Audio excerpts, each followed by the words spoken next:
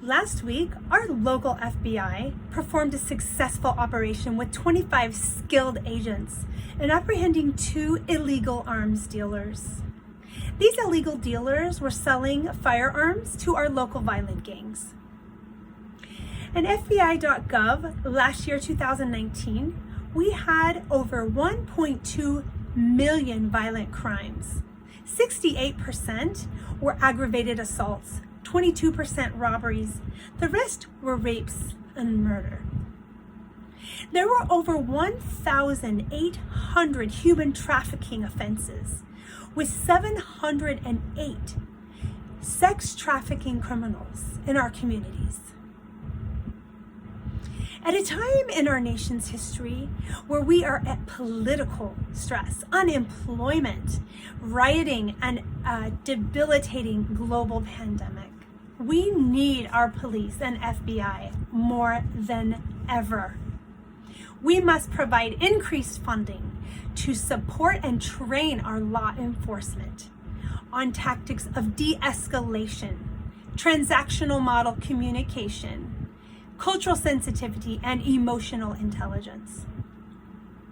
We must find new technologies and solutions to support them in the problems we face today. First, I'll address the crimes that FBI and police protect us from. Then I'll talk about how defunding would impact us as citizens. And finally, how we can support and rebuild our local law enforcement. Today in America, we have over 33,000 violent gangs with 1.4 million members.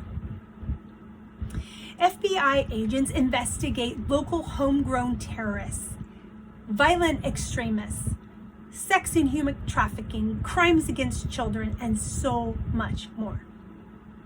Our local police officers in one single shift could be domestic abuse mediators, mental illness counselors, and social workers.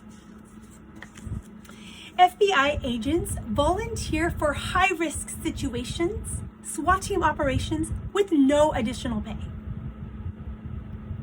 Because the FBI and local police are inseparable in their mission, when you defund one, you disable the other.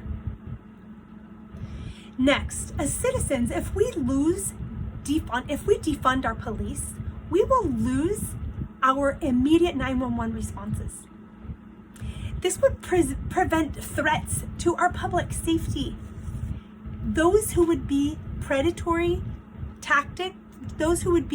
vulnerable to the predatory tactics of criminals would be the elderly, the ill, the mentally ill.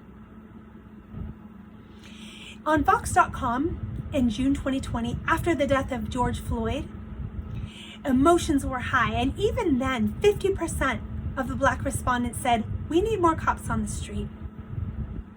We have a dilemma in America, a social dilemma. It needs a major overhaul with taxpayer support, but taking money from those who protect us from criminal activity is not the answer.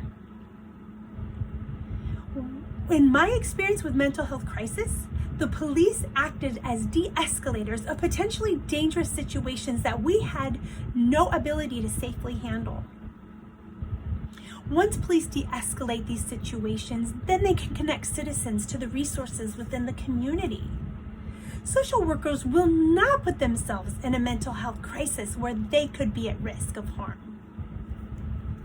Finally, how can we support and rebuild our law enforcement? First, vote for funding to further train our police and FBI. Get involved, join neighborhood watch groups, create positive experiences for your children and communities with the local law enforcement. Create a village where you live. Send notes of appreciation to your police forces. Put things up on social media and showing support. First, I spoke of the crimes that police and FBI protect us from. Then I talked about what defunding would do to us as citizens. And finally, how we can rebuild and support our local law enforcement.